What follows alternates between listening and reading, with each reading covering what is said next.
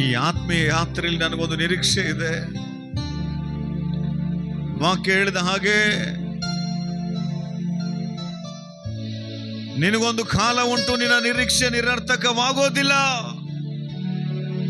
ಹೌದು, ಆ ಕಾಲ ಬರೋ ತನಕ ನಿನಗೆ ಧೈರ್ಯ ಕೊಡೋರು ಯಾರು ಗೊತ್ತಾ? ಪವಿತ್ರಾತ್ಮ ದೇವರು.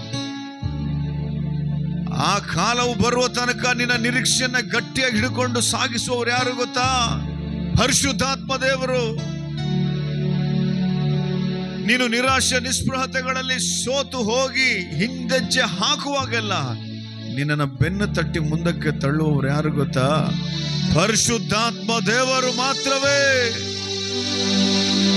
ಅದಕ್ಕಾಗಿ ಆರಾಧಿಸುವುದಕ್ಕೆ ನಿಂತುಕೊಂಡ ಪ್ರತಿಯೊಂದು ಸಮಯದಲ್ಲೂ ಪ್ರೀತಿಯ ಸಭೆ, ಆ ಆತ್ಮನ ಸಾನ್ನಿಧ್ಯವನ್ನು ಅನುಭವಿಸುವಂತವರಾಗಬೇಕು. ನಾವು ಪರಿಶುದ್ಧಾತ್ಮನನ್ನ ಸಂಪೂರ್ಣವಾಗಿ ಅನುಭವ ಸವಿದು ನೋಡುವವರಾಗಬೇಕು. ಆಗ ಅರಣ್ಯದಲ್ಲಿಯೂ ಮಾರ್ಗ ತೆಗೆಯುವಂಥದ್ದನ್ನು ನಾವು ನೋಡ್ತೇವೆ.